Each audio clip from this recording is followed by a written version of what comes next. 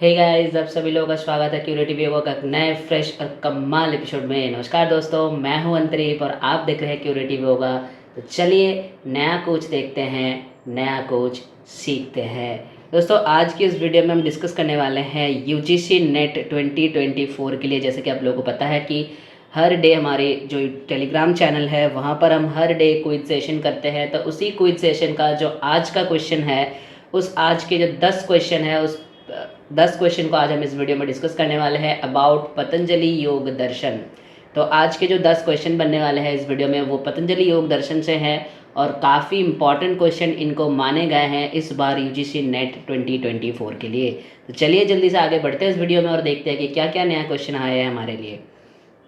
सबसे पहला क्वेश्चन आपको पूछा गया है कि पतंजलि योग सूत्र में कितने प्रकार के वृत्ति के बारे में बताया गया है। क्वेश्चन को सॉल्व करने से पहले मैं सजेस्ट करूंगा कि आप लोग वीडियो को पॉज कर ले और अपने आप से आंसर लगा ले। उसके बाद क्वेश्चन का जो एक्चुअल आंसर है जो हम डिस्कस करने वाले यहाँ पर, उस आंसर को उसके बाद आप लोग जाके देखें, ठीक है। तो पतंजलि योग सूत्र में जो बताया गया है, आपको पूछा गया है कितने प्रकार के वृत्ति के बारे में चर्चा किया गया है। कितने वृत्ति नहीं पूछे हैं। आप लोग बोलोगे सर इसका आंसर होना चाहिए 5। बहुत सारे लोग बोल रहे हैं कि इसका आंसर जो होना चाहिए वो है 5, लेकिन इसका आंसर जो है 5 नहीं होगा। आप लोग बिल्कुल सही हो। आप लोग बोलोगे सर 5 ही तो वृत्तियाँ है। सबसे पहला है प्रमाण, उसके बाद है विपर्जय, उसके बाद आप लोगों को पता है कि विपर्जय होता है, उसके बाद होता है विकल्प, प्रमाण विपर्जय विकल्प, उसके बाद होता है निद्रा, उसके बाद होता है स्मृति। आप लोग बोलोगे सर यही तो वृत्तियाँ है, इसके अलावा है ही क्या।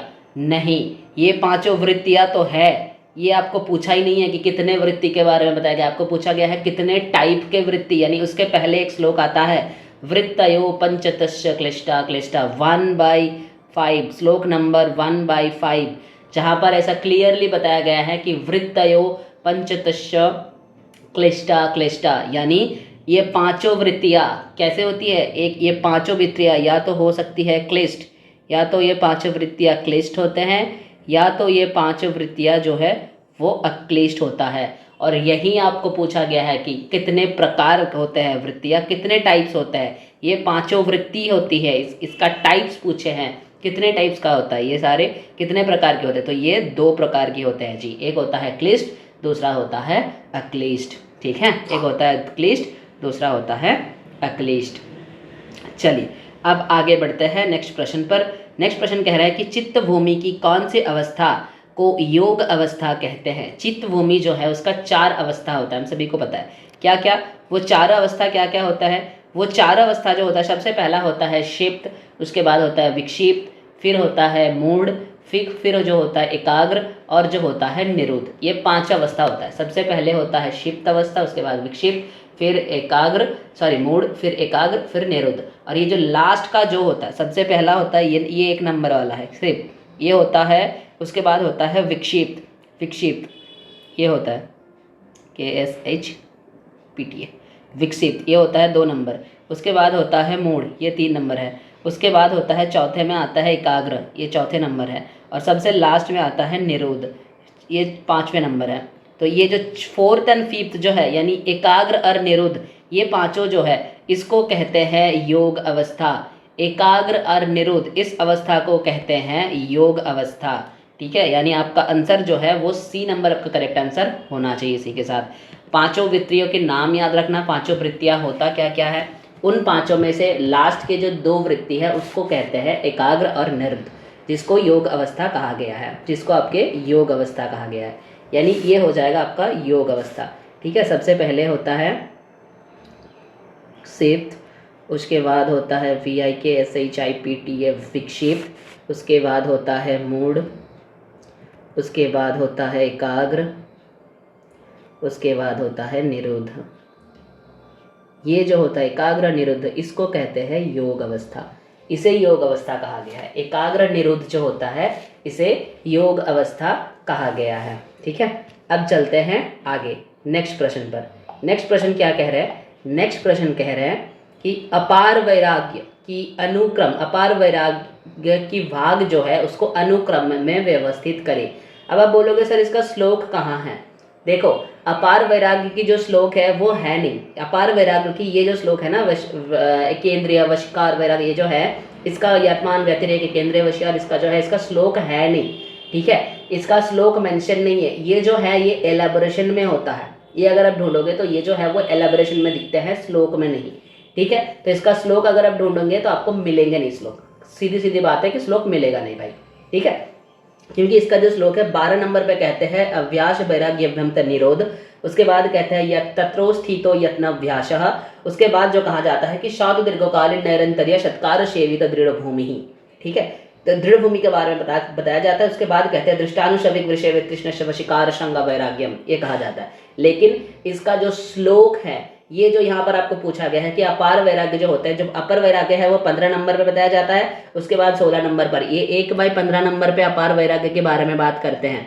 अपार वैराग्य के बारे में 1/15 नंबर पे बात करते हैं, ठीक है। अपार वैराग्य के बारे में 1/15 नंबर पर बात करते हैं, लेकिन इसका ये जो श्लोक है इसका जो सीक्वेंस होगा वो ऐसे होगा जो कि आपको एक्सप्लेनेशन में मिलेगा, श्लोक में नहीं है, जो कि आपको एक्सप्लेनेशन पर मिलेगा, श्लोक में बिल्कुल भी नहीं मिलेगा, ठीक है। उसका एक्सप्लेनेशन क्या है, उसका एक्सप्लेनेशन में इसका सीक्वेंस क्या होता है, सबसे पहले होता है यतमान, उसके बाद होता है व्यतिरेक, यतमान व्यतिरेक, उसके बाद होता है एकेंद्रिय, एकेंद्रिय, उसके बाद होता है वशीकार।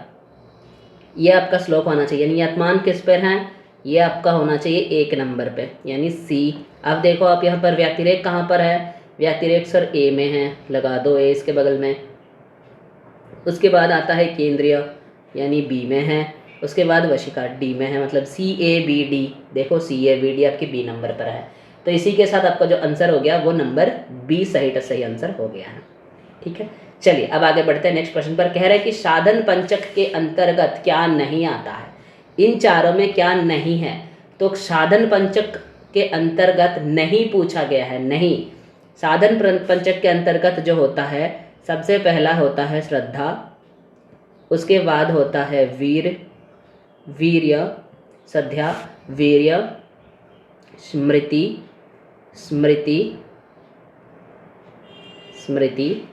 उसके बाद होता है समाधि, उसके बाद होता है प्रज्ञा। ये पांचों होता है साधन पंचक, ये 5 को कहते हैं साधन पंचक। इस क्वेश्चन से रिलेटेड काफ़ी ज़्यादा क्वेश्चन पहले भी आ चुके हैं यूजीसी नेट में, ये फर्स्ट टाइम नहीं है, इससे रिलेटेड काफ़ी क्वेश्चन ऑलरेडी आ चुके हैं और ये बहुत इंपॉर्टेंट एरिया माने जाते हैं पतंजलि में। तो आपको क्या है, वीर्य, देखो वीर्य जो है वो यहाँ पर है, स्मृति यहाँ पे है, समाधि भी है। भाई बुद्धि नहीं आता है साधन पंचक में, तो आपका आंसर जो हो जाएगा वो बुद्धि करेक्ट आंसर हो जाएगा इसी के साथ, ठीक है। चलो आगे बढ़ते हैं नेक्स्ट प्रश्न पर। कह रहे हैं कि चित्त विक्षेप की प्रतिरोध करने का क्या उपाय बताया गया है। चित्त विक्षेप को प्रतिरोध करने के लिए क्या उपाय बताया गया है। चित्त विक्षेप को प्रतिरोध करने के लिए पहला ऑप्शन आपको दिया गया है ध्यान, दूसरा ऑप्शन आपको दिया गया है समाधि, तीसरा ऑप्शन आपको दिया गया है एक तत्व अभ्यास, चौथा ऑप्शन जो है वो आपको दिया गया है शहभूब। शहभूब जो है वो चित्त विक्षेप के साथ ही आते हैं, शहभूब जो है वो चित्त विक्षेप के साथ ही आता है। पतंजलि योग दर्शन में समाधि पाद में एक श्लोक आता है, समाधि पाद का श्लोक नंबर है 1/32, श्लोक नंबर है 1/32। इसमें सीधा सीधा कहते हैं तत्प्रतिषदार्थम एक तत्व अभ्यास, तत्प्रतिषदार्थम एक तत्व अभ्यास, यानी तत्प्रतिषदार्थम, तत् मतलब चित्त विक्षेप, प्रतिरोध, इसको प्रतिरोध करने के लिए तत्प्रतिषदार्थम क्या करना चाहिए, एक तत्व अभ्यास करना चाहिए, एक तत्व की अभ्यास करना चाहिए। तत्प्रतिषदार्थम एक तत्व अभ्यास, यानी इसका जो आंसर होगा वो एक तत्व अभ्यास, यानी आंसर ऑप्शन नंबर सी आपका करेक्ट आंसर होना चाहिए इसी के साथ, ठीक है। नेक्स्ट प्रश्न पर चलते हैं। कहते हैं कि शहभूब के अंतर्गत क्या नहीं आता है। शहभूब क्या होता है, शहभूब होता है सबसे पहला आता है दुख, शहभूब में सबसे पहला आता है दुख, उसके बाद आता है दौर्मनस्य, उसके बाद आता है अंग में जैतवे, उसके बाद आता है श्वास प्रश्वास, उसके बाद आता है श्वास प्रश्वास। तो दुख देखो है या है, दौर मनुष्य भी है, श्वास प्रश्वास भी है। कहते हैं अनावस्थित तत्व। ये शहबूब नहीं है, ये खुद व खुद ये जो है ये खुद व खुद ऑब्स्ट्रकल्स हैं, ये खुद व खुद ऑब्स्ट्रकल है, यानी ये अंतराय कहते हैं। जो 9 अंतराय बताया गया है इससे पहले, वो 9 अंतराय में ये चीज़ें आते हैं, वो 9 अंतराय में ये चीज़ें आते हैं। ठीक है, ये होता है अनावस्थित तत्व। चलिए, तो इसी के साथ इसका आंसर जो है ऑप्शन डी करेक्ट आंसर बन जाएगा। अब चलते हैं आगे। कहते हैं विषका व यतुष्मति, विषका व यतिष्मति, इसका श्लोक नंबर क्या है आपसे पूछा है। विषका व यतिष्मति, ये जो है श्लोक नंबर, ये कहाँ से लिया गया है। सबसे पहले क्वेश्चन आता है कि ये लिया कहाँ से गया है। ये जो है समाधिपाद, इतना तो आप गारंटी है क्योंकि सारे ऑप्शंस जो है आपका वो समाधिपाद से रिलेटेड है। सारे ऑप्शन जो है देखो, सारे में एक ही है, सब ऑप्शन में एक है, यानी ये जो क्वेश्चन है वो तो समाधिपाद से लिया गया है, ये तो पक्का बात है। अब सवाल ये उठता है कि ये जो क्वेश्चन है विषका व यतिष्मति, ये कब कहते हैं। ये जो है चित्त, कौन से चित्त जो होता है वो स्थिर होता है, उस केस में बताया गया है विषका व यतिष्मति। यानी ये इसका जो श्लोक नंबर आएगा वो सीधा 1/36 हो जाएगा, 1/36, क्योंकि 1/35 से लेकर 1/39 तक क्या निर्मल चित्त कैसे बनते हैं उसके लिए बताया गया है। तो 1/35 से 1/39 तक ये सारे श्लोक आते हैं। उनमें से 1/36 नंबर श्लोक जो है वो है विषका व यतिष्मति, इसका श्लोक नंबर हो जाएगा 1/36। ठीक है, इसका श्लोक नंबर हो जाएगा 1/36। चलिए आगे बढ़ते हैं। उसके बाद कहते हैं तस्वाचक प्रणव, तस्वाचक प्रणव यानी जहाँ पर ईश्वर के बारे में एट्रीब्यूट्स बताया जाता है, वहाँ से क्वेश्चन लिया गया। इसका श्लोक नंबर क्या है, तस्वाचक प्रणव, इसका श्लोक नंबर जो है 1/27 होगा, 1/27। यहाँ पर सीधा बताया जाता है कि ईश्वर जो है उनके एट्रीब्यूट्स, उनके कैरेक्टरिस्टिक्स बताया जाता है। वहाँ पर सीधा कहता है कि तस्वाचक प्रणव, यानी ईश्वर जो है उनको प्रणव कहा गया है, ईश्वर जो है उनको प्रणव कहा गया है। ठीक है, इसी के साथ चलते हैं नेक्स्ट प्रश्न पर। सूक्ष्म विषय पर समाधि करने पर कौन से समाधि होता है। इज इट सवितर्क, इज इट निर्वितर्क, इज इट संप्रज्ञात, इज इट असंप्रज्ञात। सूक्ष्म विषय और स्थूल विषय के साथ अगर रिलेट करना है तो दो समाधि रिलेट हो सकते हैं, या तो होगा सवितर्क या तो होगा निर्वितर्क, या तो सविचार या तो निर्विचार। तो आपको यहाँ पर सवितर्क और निर्वितर्क दिया हुआ है, यानी संप्रज्ञात समाधि जो है वो इससे रिलेटेड नहीं है, असंप्रज्ञात जो है वो भी इससे रिलेटेड नहीं है, ये दोनों पहले एलिमिनेट हो गया। तो जो स्थूल विषय के साथ करते हैं वो होता है आपका सवितर्क समाधि। जो आपका सूक्ष्म विषय के साथ होता है वो होता है आपका निर्वितर्क समाधि। और आपको यहाँ पर वही पूछा गया कि सूक्ष्म विषय पर समाधि करने पर कौन सा समाधि होता है, वो होता है निर्वितर्क समाधि। इसका आंसर जो है ऑप्शन नंबर बी आपका करेक्ट आंसर बन जाएगा। ठीक है, अब लास्ट में आपको पूछता है कि ऋतंभरा प्रज्ञा जनित संस्कार नाश होने से कौन सी समाधि उत्पन्न होती है। इज इट सबीज समाधि, इज इट निर्वीज, इज इट असंप्रज्ञात, इज इट कैवल्य। सबसे पहला बात है कैवल्य जो है वो आप लोगों को कंफ्यूज करने के लिए दिया गया है। सीधा सवाल पूछा गया है कि कौन से समाधि उत्पन्न होता है, तो ये तो एलिमिनेट हो गया। अब बचा असंप्रज्ञात, निर्वीज या सविज। तो असंप्रज्ञात इसमें है ही नहीं, ऋतंभरा प्रज्ञा के बाद असंप्रज्ञात की बात नहीं की गई है, असंप्रज्ञात समाधि की बात उससे पहले ही कर लिया गया है।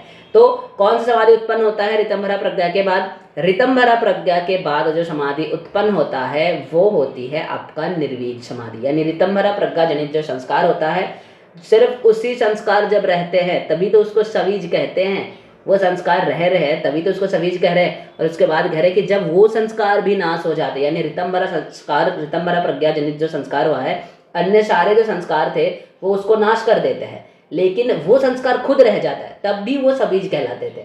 लेकिन जब वो ऋतंभरा प्रज्ञा जनित संस्कार जो है वो भी नाश हो गया पूरी तरीके से, तो उसको कहते हैं तब निर्वीज समाधि। इसलिए इसका आंसर जो होगा वो निर्वीज समाधि बन जाएगा, इसका आंसर जो है वो निर्वीज समाधि बन जाएगा। ठीक है, तो चलिए इसी के साथ इस वीडियो को ख़त्म करते हैं। हो गया आज का 10 क्वेश्चन। आशा करता हूँ कि आप लोगों ने एग्जाम जो टेस्ट है वो आज का जो टेस्ट था वो भी अच्छी तरीके से दिया है। रिजल्ट तो आप लोगों को मिल ही गया है कि रिजल्ट क्या है उस टेस्ट का।